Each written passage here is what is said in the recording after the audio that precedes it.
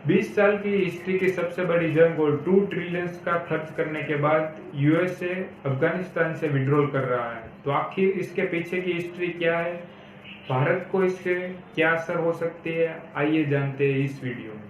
अफगानिस्तान की हिस्ट्री से पहले हम अफगानिस्तान का जियोग्राफी का महत्व समझते हैं। अफगानिस्तान एक लैंडलॉक कंट्री है, मतलब कि चारों ओर से जमीनी सरहद से घिरा हुआ है। अफगानिस्तान के उत्तरी भाग में हिमालय, दक्षिण में पाकिस्तान का रण आता है।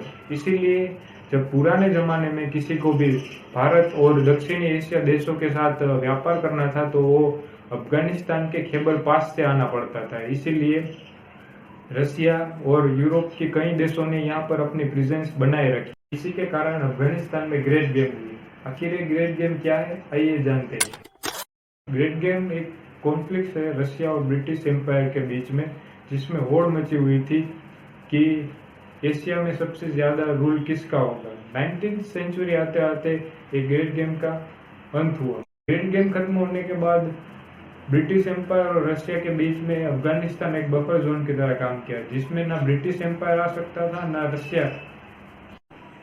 1919 आते आते अफगानी राजा अब्दुल रहमान खान और ब्रिटिश एम्पायर के बीच में एक ट्रीटी हुई, जिस ट्रीटी की वजह से अफगानिस्तान और पाकिस्तान के बीच में डुरांड लाइन खींची गई। डुरांड लाइन खींचने के बाद अफगानिस्तान में ब्रिटिश एम्पायर की प्रेजेंस थोड़ी कम हुई।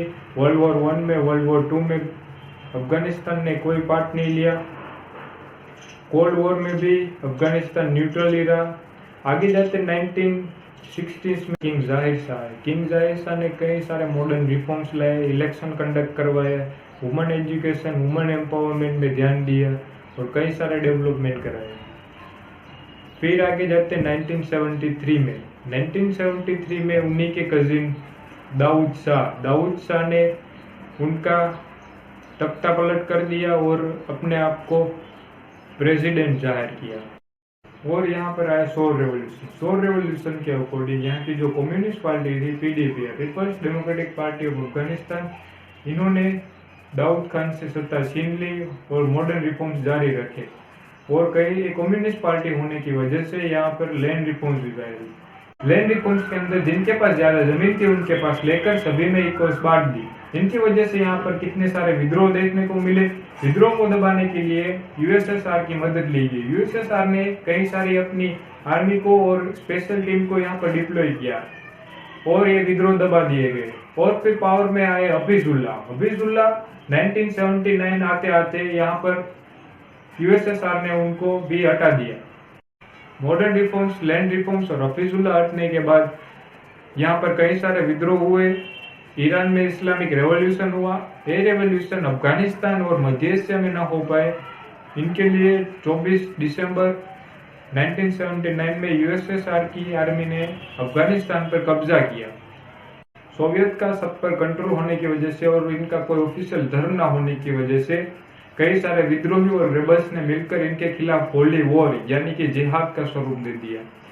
जिहाद यानी कि यह धर्म का मामला होने की वजह से कई सारे देश के लोगों ने इनमें भाग लिया और इनमें भाग लेने वाले को मुजाहिदीन कहा गया।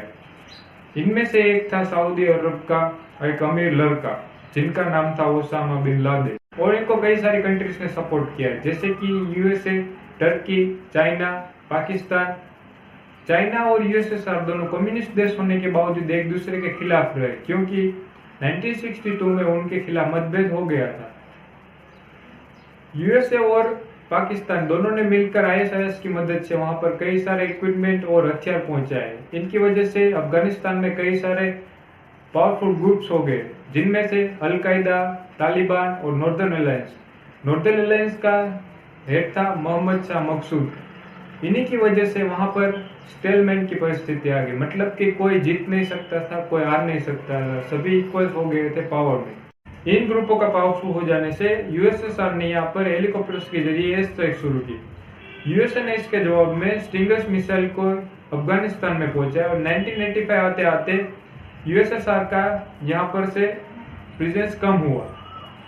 यूएसएसआर में 2 बिलों को मंजूरी दी गई, ग्लासनोस्ट और पेरेस्ट्रोइक। इनके अकॉर्डिंग यूएसएसआर अब किसी भी दूसरे मुल्क के अंदर अपनी इंटरफेरेंस नहीं करेगा। और 1986 आते आते यूएसएसआर अफगानिस्तान से कम हुआ और वहां पर एक गवर्नमेंट रची जो कम्युनिस्ट सरकार थी और उसके गवर्नमेंट के अध्यक्ष एमडी नजीबुल्लाह था। उन्हें 1986 से 1989 तक नजीबुल्लाह शाह की कम्युनिस्ट पार्टी रही और 1991 में आते आते यूएसएसआर का 15 पार्ट्स में विभाजन हो गया।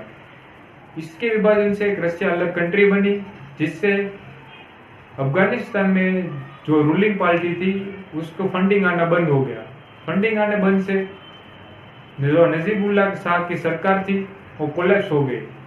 नजीबुल्लाह शाह की सरकार कोलैप्स होने के बाद वहां पर एक गृह युद्ध छिड़ गया। यह गृह युद्ध 1996 तक चला। उसके बाद वहां पर एक दो रूलिंग पार्टी है, तालिबान और नॉर्दर्न अलायंस। तालिबान को पाकिस्तानी आर्मी का सपोर्ट था, इसलिए उसका दक्षिण में ज्यादा एरिया रहा और नॉर्थ में नॉर्दर्न अलायंस जो मोहम्मद शाह मखदूम के द्वारा चलाई जा रही थी उसे 9 सितंबर 2001 में तालिबान के द्वारा हटा दिया गया और पूरे का पूरा अफगानिस्तान अपने अंडर कंट्रोल में ले लिया।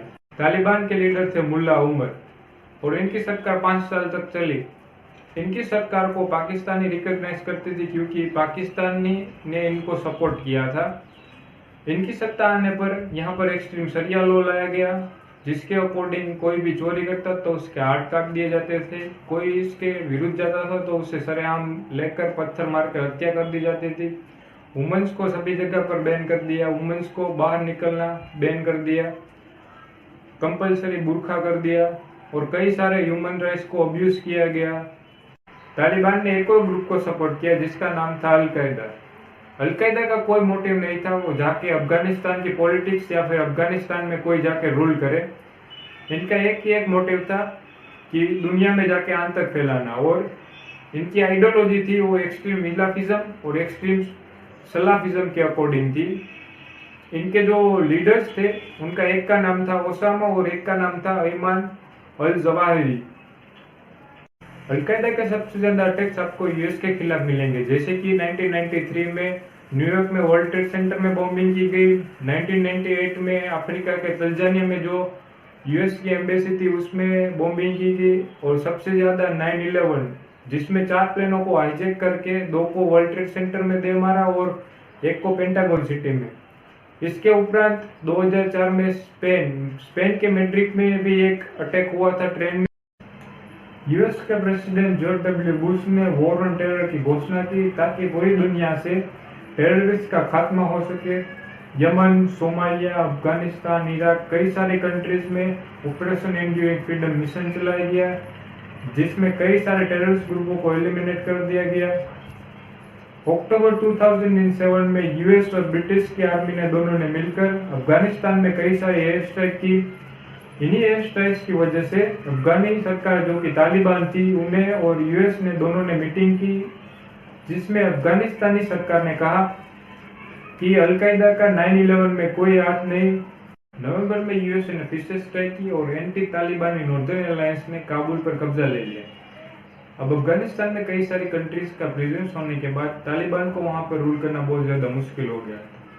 इसकी वजह से कई सारे तालिबानी पाकिस्तान में चले गए और अफगानिस्तान में फिर से शांति लाने के लिए जर्मनी के बोन शहर में यूएन की काउंसिल हुई और रिजल्ट आया बोन एग्रीमेंट। बोन एग्रीमेंट के अकॉर्डिंग अफगानिस्तान को अब लीगल कॉन्स्टिट्यूशन मिलेगा, अफगानिस्तान में गवर्नमेंट के चूज करने का मौका मिलेगा और इन सभी की रक्षा के लिए ISAF international security assistance force की स्थापना की जाएगी। इन सभी के चलते वहां पर इंटरिम गवर्नमेंट को बनाया गया और हामिद करजाई को वहां का एज ए प्रेसिडेंट घोषित किया गया। यूएस और तालिबान के बीच में एसिमेट्रिकल वॉरफेयर शुरू हो गया था, जिसके कारण तब से लेकर अब तक 4700 से ज्यादा लोगों की हत्या हुई। 2004 में अफगानिस्तान को लीगल कॉन्स्टिट्यूशन मिला गया, जिसमें फर्स्ट इलेक्शन किया गया और इसमें भी हामिद करजाई की जीत हुई। आगे 2007 में यूएस के स्पेशल ऑपरेशन में मुल्ला दादुल्ला को मार दिया गया, जो कि एक तालिबानी लीडर था। 2009 में यूएसए ने अपने ट्रूप्स को बढ़ाया और अक्टूबर 2009 में वहां पर सेकेंड इलेक्शन हुए, जिसमें अब्दुल्ला अब्दुल ने इलेक्शन से पीछे हो गए, जिसके कारण बाय डिफॉल्ट हामिद करजाई वहां के प्रेसिडेंट बने। 2010 में लंदन में इंटरनेशनल कॉन्फ्रेंस हुई, जिसमें अफगानिस्तान की सिक्योरिटी को लेकर कैसे डेवलपमेंट होगा और अफगानिस्तान में फॉरेन कंट्रीज का प्रेजेंस कैसे कम किया जाएगा उसके बारे में चर्चा की गई। और अगस्त 2010 में नेटो की फर्स्ट कंट्री नेदरलैंड्स ने वहां पर से विड्रॉल कर लिया। सेकेंड में 2011 को यूएसए ने एक स्पेशल ऑपरेशन किया जिसमें पाकिस्तान के एबोटाबाद में घुसकर बिन लादेन को मार दिया गया। बिन लादेन एक अलकायदा का सबसे बड़ा लीडर था और 9/11 के पीछे इनका हाथ था ऐसा माना जाता है। इधर अफगानिस्तान में अगस्त 2011 में नेटो के एक ऑपरेशन में मुल्ला मोहिबुल्लाह को मार दिया गया। इन सभी के काउंटर अटैक में कई सारे तालिबानियों ने अफगानिस्तान में जो रह रहे ट्रूप्स हैं उन पर अटैक किया। इनमें कई सारे अफगानी फोर्सेस की जान गई, कई सारे यूएस के ट्रूप्स की जान गई। इससे लगभग अलकायदा का अंत ही आ गया था और इसकी कई सारी आगे जाकर ब्रांचेस बनी जिसको आईएसआईएस के नाम से जाना गया। अफगानिस्तान में कई सारे अटैक्स हुए, यूएस की एम्बेसी के बाहर ओपन फायरिंग की गई, ह्यूमन बॉम्ब्स को एक्टिवेट किया गया और कई सारे लोगों की जान गई। इन सभी को रोकने के लिए अप्रैल 2012 में यूएस और अफगानिस्तान सरकार के बीच में एक डील हुई जिसमें यूएस का कोई भी स्पेशल ऑपरेशन करने पर अफगानिस्तान सरकार से परमिशन लेनी पड़ेगी। लादेन के मरने के 1 साल के बाद ओबामा ने व्हाइट हाउस से स्पीच दी जिसमें कहा गया कि 2014 तक यूएस अपनी आर्मी को वहां से विड्रॉल कर लेगा। इसकी वजह से ओबामा और मोहम्मद करज़ई के बीच में एक एग्रीमेंट हुआ जिस एग्रीमेंट के अकॉर्डिंग 2014 में अगर यूएस वहां से विड्रॉल कर लेगा तो अफगानिस्तान को आगे के 10 साल तक यूएस का सपोर्ट मिलता रहेगा। 28 दिसंबर 2014 को यूएसए ने अपने सारे मिशंस जो अफगानिस्तान में चल रहे हैं उसको एंड किया। अभी भी यूएसए को लग रहा था कि कई सारे ग्रुप्स हैं जो टेररिस्ट ग्रुप का काम कर रहे हैं जिसकी वजह से अफगानिस्तान में फिर से ऑपरेशन फ्रीडम सेंटिनल चला गया। यह ऑपरेशन अभी के हाल में 31 अगस्त 2021 को एंड लाया जाएगा, ऐसी घोषणा जो बाइडेन ने की। फरवरी 2020 में यूएस के प्रेसिडेंट डोनाल्ड ट्रंप, तालिबान और अफगान सरकार के बीच में एक डील हुई। यह डील तालिबान और अफगान सरकार दोनों मिलकर इसे फॉलो करेंगे और अफगानिस्तान में शांति लाएंगे और अलकायदा जैसे कई और टेररिस्ट ग्रुपों को यहाँ पर कोई भी सपोर्ट नहीं करेगा और कोई भी पावर इसके हाथ में नहीं देगा। अफगानिस्तान में यूएसए अपनी आर्मी को फिर से विड्रॉल कर लेगा। हाल ही में यूएसए के प्रेसिडेंट जो बाइडेन ने भी अनाउंसमेंट की है कि 11 सितंबर तक वहां से यूएसए का विड्रॉल हो जाएगा। अब तक 90% तक विड्रॉल हो चुका है। इससे आगे लश्कर-ए-तैयबा जो कि एक पाकिस्तान बेस्ड टेररिस्ट ग्रुप है उसने भी तालिबान को ज्वाइन कर लिया है जिसकी वजह से अफगानिस्तान की हालत सबसे ज्यादा अब और खराब होने जा रही है। यूएस के विड्रॉल के बाद काफी टेररिस्ट एक्टिविटीज बढ़ी है जिसकी वजह से इंडिया में भी इफेक्ट देखने को मिला है। जैसे कि जम्मू और कश्मीर में 11 गवर्नमेंट एम्प्लॉयज को निकाला गया क्योंकि उसकी लिंक टेररिस्ट ग्रुपों के साथ थी। दिल्ली से 2500 करोड़ रुपीस का ड्रग पकड़ा गया जिसके लिंक भी अफगानिस्तान के साथ थी। केरला, बंगाल, लखनऊ ऐसी कई सारी जगहों से अलकायदा के साथ जुड़े हुए लोगों से पकड़ा गया। इतनी बड़ी जंग के कारण अफगानिस्तान की हालत सबसे ज्यादा खराब है। अगर आप इसके कोरोना से पहले की जीडीपी को देखें तो 2.9 तक ही आपको देखने को मिलेगी। अफगानिस्तान को अगर आप कोई भी रिपोर्ट या कोई भी इंडेक्स में देखें तो वो आपको लास्ट में ही दिखेगा।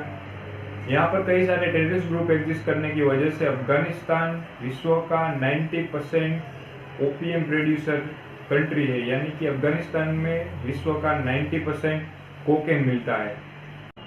अफगानिस्तान में भारत का 3 बिलियन तक का इन्वेस्टमेंट है जिसमें सलमा डैम जो कि भारत अफगान फ्रेंडशिप डैम के नाम से भी जाना जाता है, पार्लियामेंट में इन्वेस्टमेंट किया है, कई सारे रोड्स में इन्वेस्टमेंट किया है और आगे जाकर अफगानिस्तान के साथ अच्छे रिलेशंस रखने के लिए भारत को ईरान का साथ लेना पड़ेगा क्योंकि पाकिस्तान के साथ पहले से ही भारत के रिलेशंस अच्छे नहीं है और ईरान में भी चाबहार पोर्ट की वजह से हम अफगानिस्तान को वहां से कनेक्ट कर सकते हैं।